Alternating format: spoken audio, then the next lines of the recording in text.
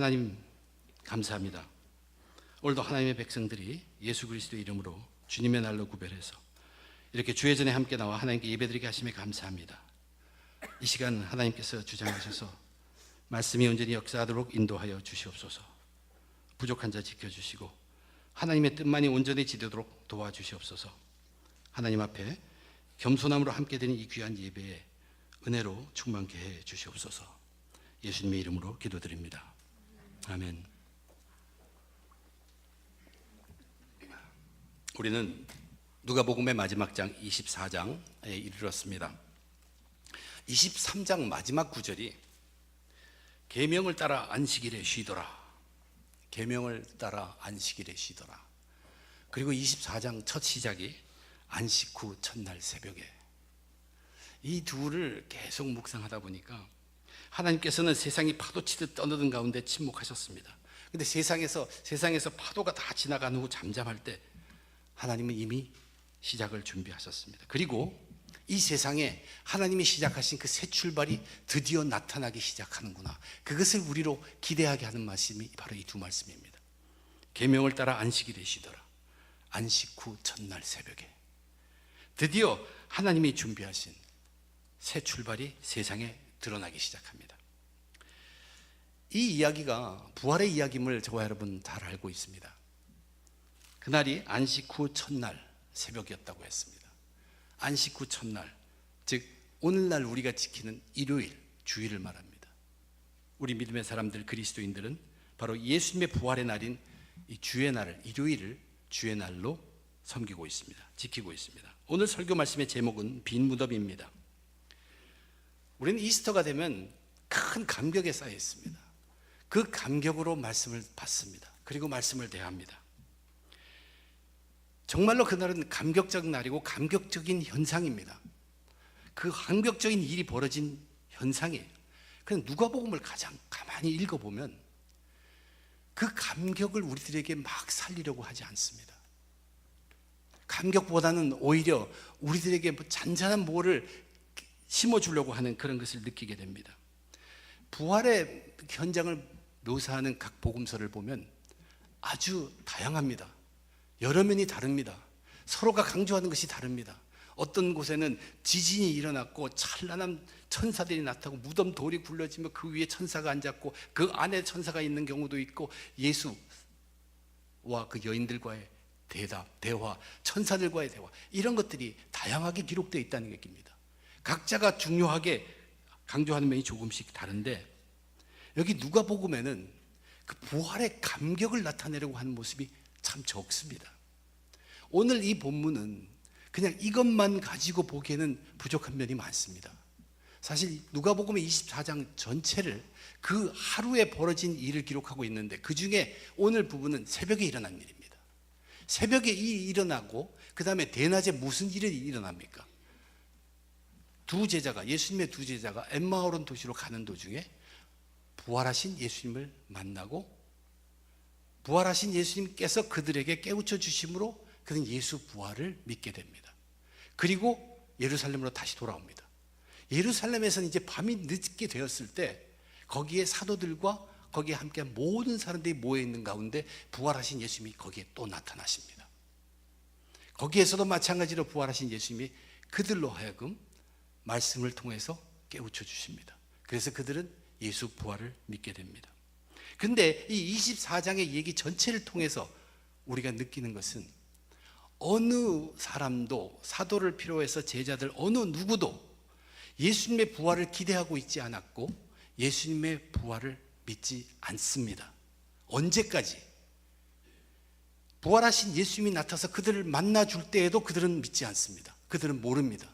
그러나 부활하신 예수님께서 그들에게 말씀으로 깨우쳐 줄 때, 예수님이 직접 하셨던 말씀, 성경에 있던 말씀, 그런 것으로 총동원해서 가르쳐 줄 때 그들은 그때 깨닫게 되고 예수 부활을 믿게 된다는 것, 이것이 누가복음 24장 전체에 있는 굉장히 중요한 메시지입니다. 새벽에 일어난 일, 낮 동안에 일어난 일, 저녁 늦게 일어난 일로 꽉 채운 것이 이 누가복음 24장의 얘기입니다. 예수님이 부활하신 후 이 땅에 나타나신 모습, 그것을 생각해 보면 요한복음에 일단 막달라 마리아가 부활하신 예수님과 같이 있는 그 자리에서 부활하신 예수님을 알아보는 순간에 예수님께서 마리아에게 이렇게 얘기합니다. 나를 붙들지 말라, 만지지 말라는 것입니다. 내가 아직 아버지께로 올라가지 아니하였노라. 바로 올라간다는 뜻입니다. 너는 내 형제들에게 가서 이르되 내가 내 아버지 곧 너희 아버지, 내 하나님 곧 너희 하나님께로 올라간다 하라. 주님은 부활하신 후에 이 땅에서 40일 동안 방황한 것이 아니라 부활하시자마자 하나님 우편에 가셨습니다. 하나님의 우편에 가신 후로 40일 동안에 이 땅에 나타나 주셨어요. 보여줬어요. 자기의 모습을 보여주셨습니다.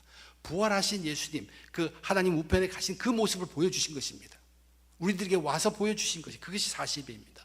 사도행전 1장 3장에 보면 이렇게 기록되어 있어요. 그가 고난받으신 후에 또한 그들에게 확실한 많은 증거로 친히 살아계심을 나타내사 40일 동안 그들에게 보이시며 하나님의 나라의 일을 말씀하시니라. 그리고 40일이 찾아 사람들에게 자신이 승천하는 광경을 보여주십니다. 그 보여주심으로 선포하십니다. 내가 다시 이 모습으로 돌아오겠다, 다시 오리라고 선포하시고 너희들에게 강력한 능력이 임할 것을 약속하십니다. 성령의 나타나심을 그들에게 약속한 것입니다. 앞에서 얘기했지만 부활을 믿지 못하는 사람들, 사도들, 제자들, 그 여인들, 많은 사람들에게 부활하신 예수님이 나타났어요. 그러나 믿지 못했습니다.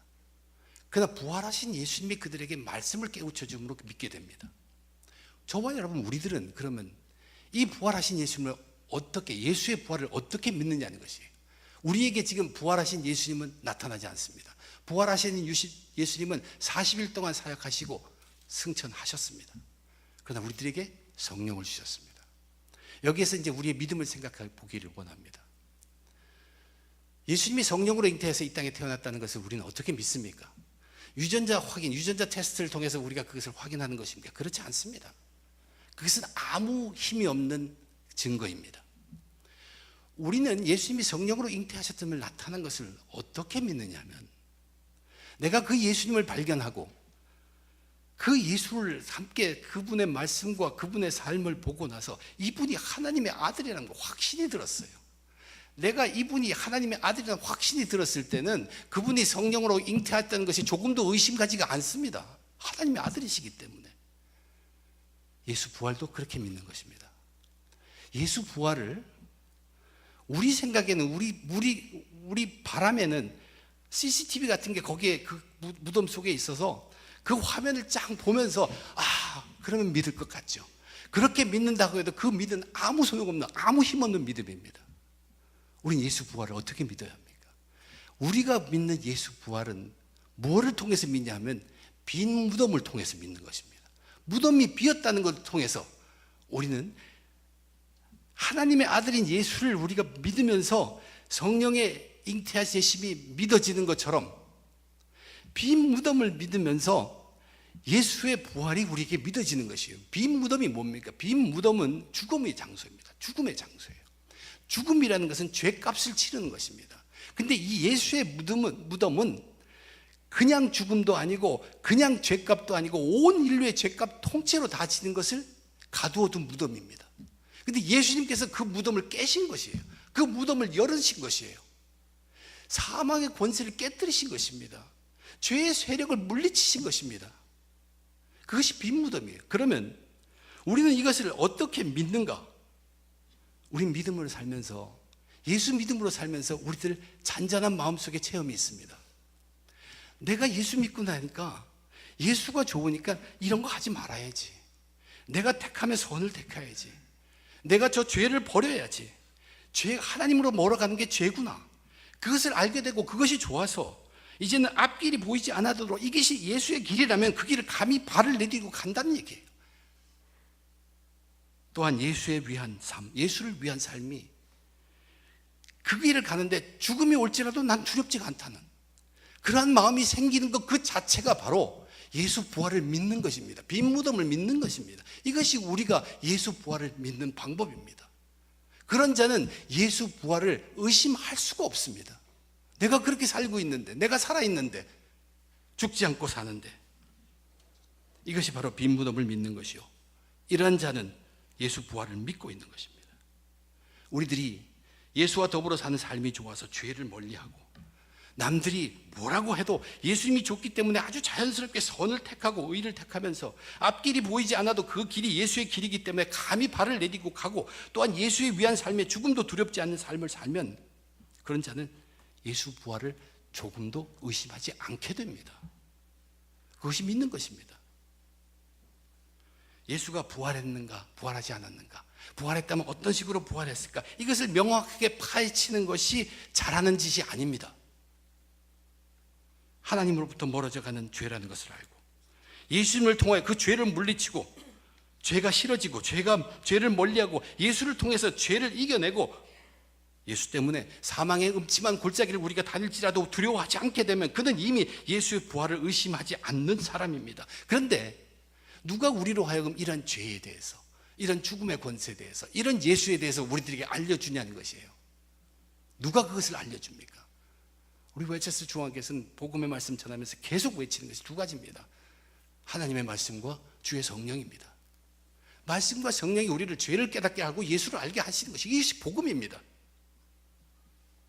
당시 제자들에게는 부활하신 예수님이 직접 나타나셔서 하나님의 말씀을 깨우치게, 예수님이 하셨던 말씀을, 이 말씀 모두로 하늘께서 오신 것을, 이것은 하나님의 말씀이라고 하셨어요.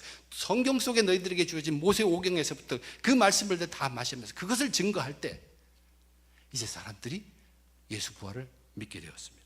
당시 제자들에게는 하나님의 말씀과 부활의 예수가 예수 부활을 믿게 하였다면, 오늘날 저와 여러분은 이 하나님의 말씀을 성령님이, 예수님이 약속해 준 그 강력한 우리에게 주시겠다 하는 그 성령이 우리를 예수 부활을 믿게 하는 것입니다.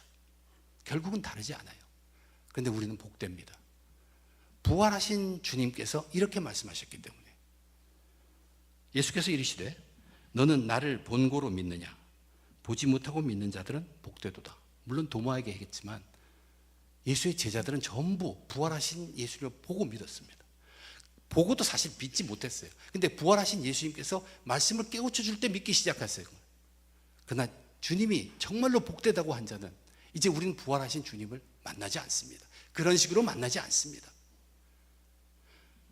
많은 분들이 이 부분을, 예수를 개인적으로 만나면 그것이 중요하다고 하는데, 우리들에게는 만남보다 그 만남에서 말씀을 깨닫게 될 때 이 부활이 믿어지고 부활의 신앙이 우리에게 자리 잡는다는 것을 오늘 본문은 우리들에게 얘기합니다. 그런데 이것은 부활에 대한 우리들이 기본적으로 24장을 위해서 필요한 말씀들이고, 오늘 제가 이 본문을 통해서 우리가 알고자 하고 있는 것이 있습니다. 왜 이 여인들과 사도들과 베드로까지도 예수님의 부활을 조금도 기대하지 못하고 있었느냐? 부활했다는 그 소식을 듣고서도 왜 믿지 못하고 있느냐? 이들은 아직 오늘 본문에 보면 전혀 믿지 않고 있습니다. 예수님의 부활을 믿지 않고 있다는 얘기. 왜 믿지 않는가? 그것을 여러분하고 살펴보고자 합니다. 우선 먼저 이 여자들입니다. 이 여인들은 향품을 준비해서 예수님께 시체에 그 향품을 바르려고 주일 아침 새벽에 무덤 앞에 나타났습니다. 굉장히 용기 있는 모습이에요. 그러나 예수님의 부활하심은 전혀 기대하지 않고 있었기 때문에 그들은 그 시체에다가 그래도 자기의 정성을 다하려고 그것을 향품을 준비한 것입니다. 그리고 나서 그들은 빈 무덤을 발견합니다. 거기에 가리워져야 할 돌이 굴러져 갔고 그 속에 있어야 할 시신이 없어진 것을 알았습니다. 그래서 그들은 근심합니다. 이 근심이라는 것은 이상하게 생각하는데, 그들은 지금 완전히 절망에 들어가 있어요. 슬픔 속에 있습니다. 거기에서 이상하게 생각했던 perplex라는 단어를 쓰고 있어요. 그 근심입니다. 예수님의 차가운 몸이라도 마지막으로 다시 한번 볼 수 있기를 바라고 그 몸에 자기의 정성을 다 바라는 마음으로 찾아왔는데 그 시체가 사라진 것입니다. 그때 이제 천사라고 하진 않습니다. 천사처럼 보이는 두 사람이 나타나서 이렇게 말합니다. 어찌하여 살아있는 자를 죽은 자 가운데서 찾느냐? 여기 계시지 않고 살아나셨느니라. 갈릴리에 계실 때 너희에게 어떻게 말씀하셨는지를 기억하라. 이르시기를 인자가 죄인의 손에 넘겨져 십자가에 못 박히고 제3일에 다시 살아나야 하리라 하셨느니라. 이것이 그 천사처럼 보이는 두 사람이 알려준 얘기. 이 말씀 중에서 이들이 이야기한 내용 중에서 우리가 먼저 관심을 두어야 한 것은 예수님이 갈릴리에서 너희들에게 어떻게 말씀하셨는지 기억하라라고 얘기했습니다. 기억할 것은 어떻게입니다. 무슨 말이 아니고 그 다음에 무슨 말 내용은 하지만 너희들이 먼저 기억해야 할 것은 예수님이 갈릴리에서 너희들에게 어떻게 말했는지 기억하라는 얘기. how입니다. what이 아니라. 누가복음을 통해서 보면 우리는 누가복음을 전부 강의하고 있습니다. 적어도 5번 이상 예수님은 중요한 순간순간마다 이 말씀하셨습니다. 내가 고난받고 십자가에 죽고 3일 만에 살아나시다. 분명하게 말씀하셨어요. 그것도 5번 이상이나 중요하게 강조하셨어요. 이것이 어떻게입니다. 너희들이 어떻게 말했는지 너희 좀 기억해봐라. 인자가 죄인의 손에 넘겨져서 십자가에 못 박히고 제3일에 다시 살아나야 하리라. 천사처럼 보인 두 사람이 이 말씀을 하는 동안 여인들이 마음이 어떻겠으려 하면 상상해 봅니다. 우선 십자가에 못 박히고 이 말씀을 듣는 순간 그 십자가에서 돌아가신 예수님의 처절함 때문에 자기들은 완전 절망과 슬픔 속에 꽉 잡혀있기 때문에 정신이 번쩍 들었을 것이에요. 예수님이 그 말씀 하셨던 것 같아. 그래서 저 십자가에 돌아가셨지. 그렇구나. 그 다음에 제3일에 다시 살아나야 하리라. 그 말씀 했나? 정말 그렇구나. 그래 그러셨어. 이것이 무엇을 얘기냐면 이 여인들이 예수님이 그렇게 강조하고 계속 말씀하실 때 아직 그 말씀이 자기들 가슴에 새겨서 박히지 않았다는 증거입니다. 그렇기 때문에 그들은 스스로 기억해내지 못하고 지금 이 듣는 순간에도 그래 그 말씀을 하신 것이다. 다른 복음서를 보면 이 여인들이 제자들에게 가라고 천사가 얘기합니다. 근데 누가복음은 그렇게 얘기 안 해요. 이 여인들이 사도들에게 뛰어갑니다. 왜냐하면 이 말씀을 확인하고 싶어서. 어렴풋이 기억나는 거예요. 기억이 났어요. 기억났다고 얘기합니다. 근데 사도들하고 확인하고 싶은 것이에요. 그래서 뛰어가는 거예요. 이것을 통해서 우리가 깨닫는 게 뭡니까? 지금 이 여인들이 어떤 상태에 있어요? 모든 다른 사람들은 예수가 십자가에서 못 박혀 죽으신 후로 이제 끝이 났습니다. 절망했습니다. 포기했습니다. 지금 이때쯤 되면 그들은 이제 머릿속에서 잊으려고 애를 쓰고 있습니다. 근데 이 여인들은 아직도 잊지 않고 있어요. 아직도 모든 눈을 오직 예수 그리스도만 향해서 죽은 시신이지만 그 예수님을 향한 열정으로 그들은 모든 것을 자기가 할 수 있는 최대의 것을 갖고 나오고 있다는 얘기예요. 이것을 우리는 뭐라고 얘기합니까? 이것은 이 여인들이 예수님을 향한 사랑이라고 얘기해요. 사랑의 힘이라고 얘기해요. 사랑의 용기라고 얘기합니다. 이것을 크게 얘기합니다. 근데 오늘 말씀이 우리들에게 들려주는 것은 그 용기, 그 사랑의 힘보다 더 귀하고 더 중요한 것이 있다는 것을 명확하게 알려주고 있습니다. 그것은 다름이 아니라 예수님의 말씀을 마음에 새기는 것입니다. 이 여인들은 삶의 모든 것을 예수님께 걸고 예수님을 섬긴 자들입니다. 그만큼 예수님을 사랑하셨습니다. 그것은 아무도 부인하지 않습니다. 그러나 거기에 못지않게 더욱더 중요한 사랑은, 예수님을 향한 사랑은 그분의 말씀을 가슴에 새기는 것입니다. 그리고 잊지 않고 기억하는 것이에요. 그것도 엄청나게 귀중한 예수를 향한 사랑입니다. 그 사랑이 이제 우리의 사랑의 수고로 나타나게 해야 합니다. 만약 이 여인들의 말씀이, 여인들에게 예수님의 그 말씀이 가슴에 새겨져 있었다면, 십자가의 그 고난을 당하면서 울고 슬프고 절망 가운데지만 오늘 이날 3일째 되는 날 새벽같이 나와서 빈 무덤을 확인하고는 그들은 정말로 부활의 새벽에 찬양하기를 그치지 않았을 것입니다. 그러나 그들은 그 듣지 못했습니다. 말씀을 새기지 못했기 때문에 우리가 기억해야 될 것은 예수님을 향한 사랑이라는 것이요, 내가 퍼부을 수 있는 모든 것 다 열정 다 해서 막 다 퍼부어 주는 것이 예수님을 향한 사랑이 아니란 얘기예요. 우리가 예수님을 향한 사랑이라는 것은 그분의 말씀을 먼저 들어야 합니다. 그분의 말씀을 새겨야 합니다. 말씀에 막아두어야 합니다. 거기에 맞는 우리의 사랑을 표현해야 합니다. 이것이 우리 그리스도인들의 사랑입니다. 절대 잊지 말아야 합니다. 사랑의 수고는 말씀을 새기고 그 안에 심고 거기에 대한 반응으로 우리에게 나타나는 것, 이것이 우리 그리스도인들의 사랑의 수고입니다. 여인들을 보면서 우리가 강조한 것이 뭐냐면 말씀입니다.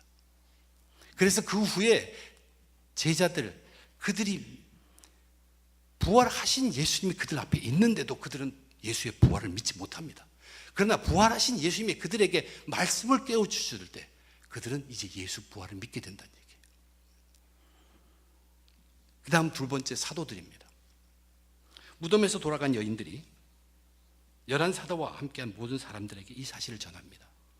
그들은 기억이 나기도 했지만 사도들에게 그 말씀을 다시 한번 확인하고 싶은 그러한 말씀도 있습니다. 근데 사도들의 반응이 어땠습니까? 사도들은 그들의 말이 허탄한 듯이 들려 믿지 않았다.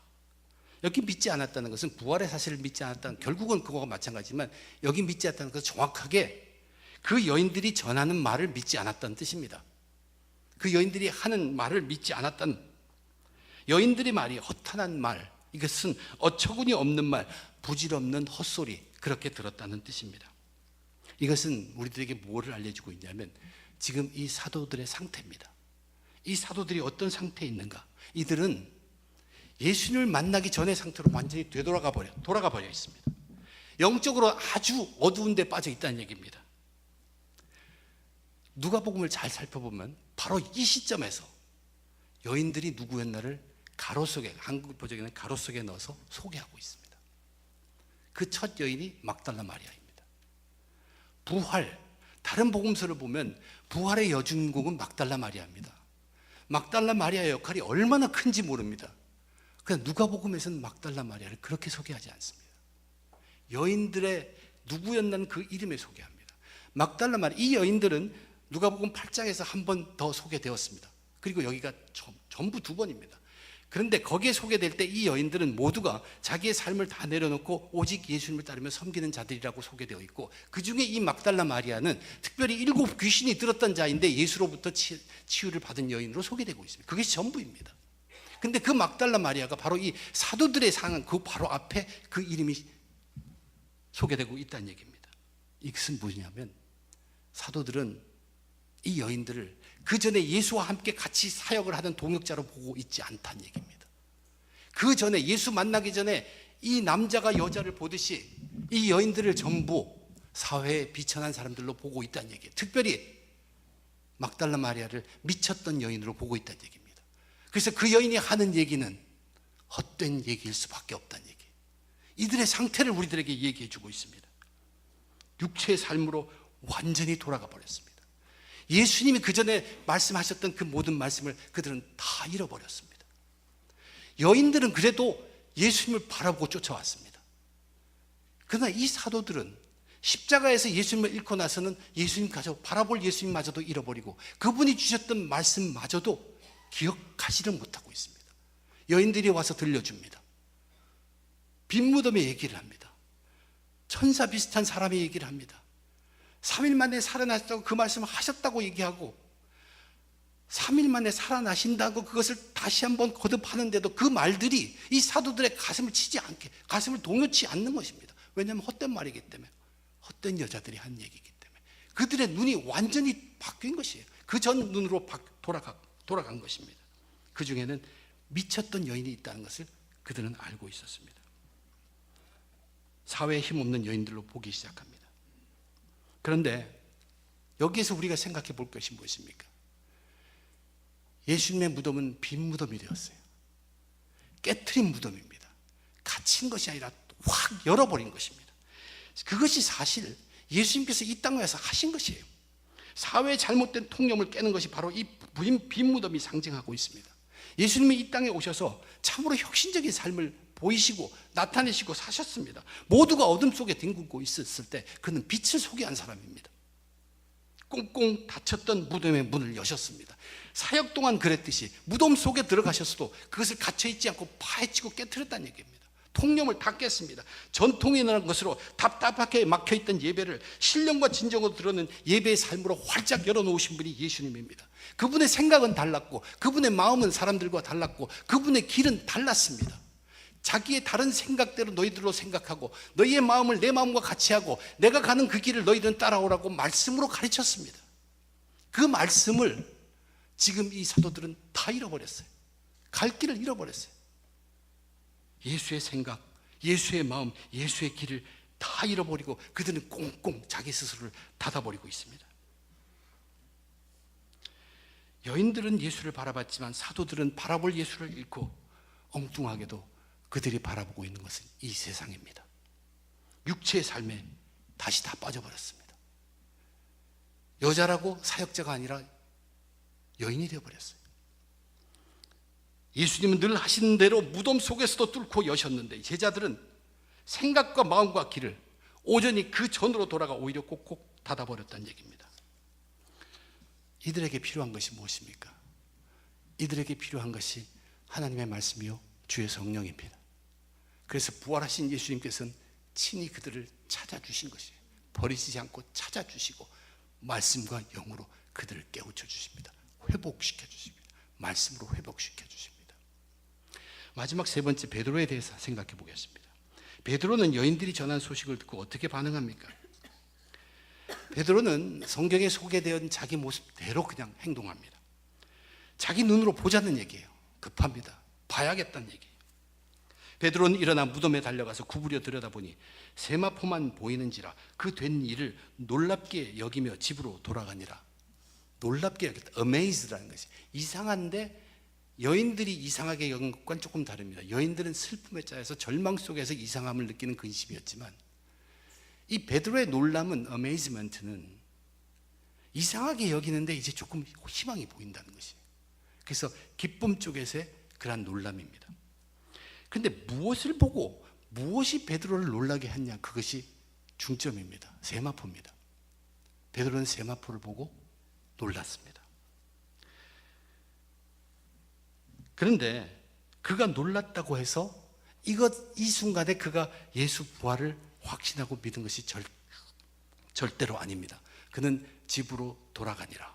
세마포를 생각하며 집으로 돌아갔습니다. 여기에는 베드로의 큰 실수를 기록하고 있습니다.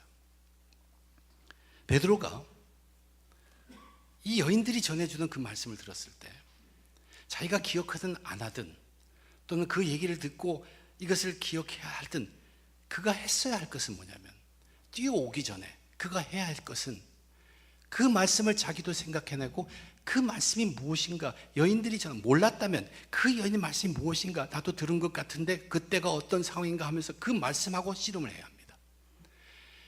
예수님께서 베드로에게 준 사명이 뭐냐면 너는 너희의 형제를 굳세게 세우라고 했습니다.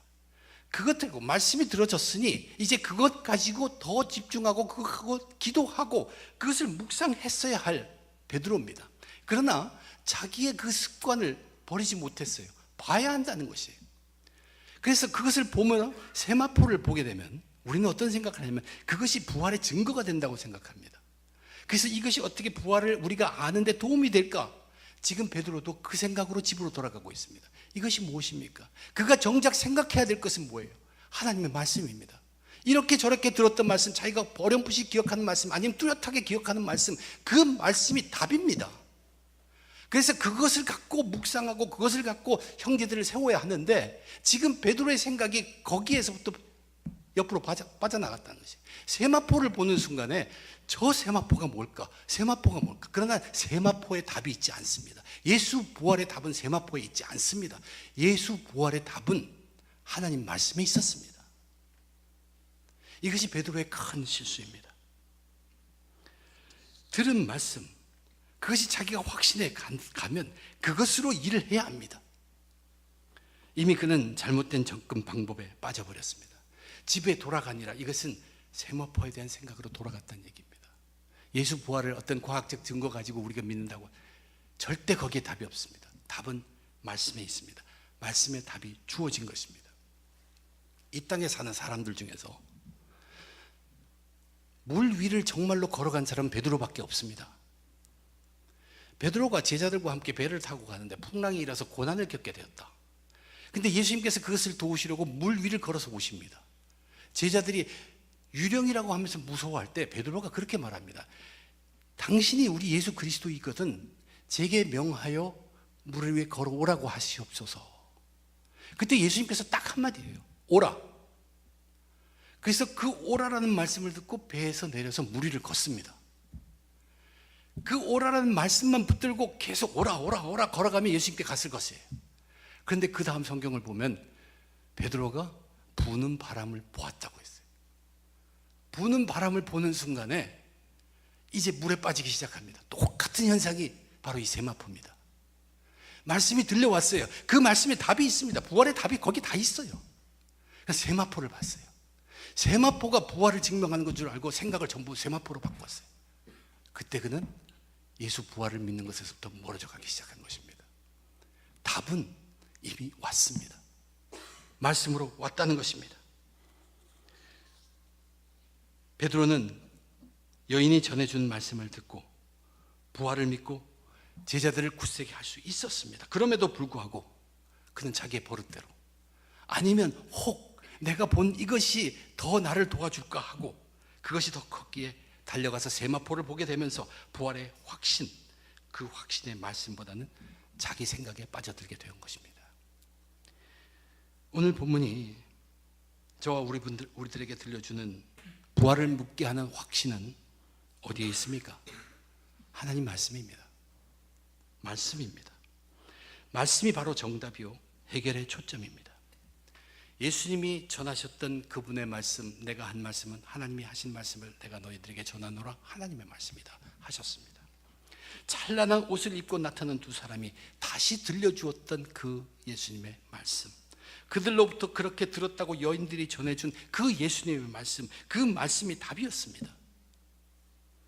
여인들은 그 전에 들었지만 자신들의 가슴에 새기지 않았고 확신에 들지 않아서 사도들을 쫓아갔습니다.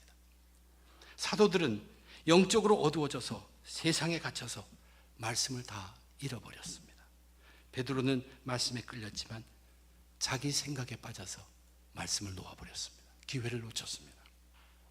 그런데 답은 말씀에 있었습니다. 예수님이 하셨던 말씀, 하나님의 말씀, 성령께서 깨닫게 하는 말씀. 이 속에 우리들의 믿음을 증거하는 것들이 다 들어있습니다. 믿음은 들음에서 나며 들음은 그리스도의 말씀으로 인함이니라. 그리스도의 말씀으로 말미암음이라. 이 그리스도의 말씀이라는 것을 영어 번역은 Word of God이라고 되어 있습니다. 이 그리스도의 말씀은 예수님께서 하신 말씀일 뿐만 아니라 그분에 대해서 기록된 모든 말씀을 얘기하는 것이기 때문입니다. 말씀입니다. 저와 여러분 우리들에게 말씀이 우리 속에 살아있어서 이 부활을, 예수님의 부활, 나는 사는 사람이라는 것을, 영원히 사는 사람이라는 것을 생생하게 하려면 우리에겐 말씀이 꾸준히 자라나가야 합니다. 말씀은 어떤 경지에서 스탑하는 게 아닙니다. 내가 어디까지 이르렀다, 절대 그렇지 않습니다. 말씀을 경험해 보면 압니다. 왜냐하면 어제 읽은 것과 오늘 읽은 것 주는 게 너무나 다르기 때문에. 말씀은 그래서 우리는 왕성이라고 표현합니다. 씨앗에서 점점 자라난 것입니다. 아무리 커도 또 자라나는 것, 그것이 말씀의 왕성입니다. 말씀은 왕성해야 합니다. 또한 이 말씀의 왕성을 철저하게 도우시는 것이 성령의 충만입니다. 성령의 충만은 이 말씀을 분별한 대로 살 수 있도록 우리를 이끌어 주십니다. 저와 여러분 우리들이 기억할 것은 우리는 죽지 않는 사람들이에요. 영원히 사는 사람들입니다. 잠시 잘 수는 있습니다. 저희 속에, 저와 여러분 우리들 속에 말씀의 왕성함과 성령의 충만함으로 이 부활신앙, 부활의 믿음을 가지고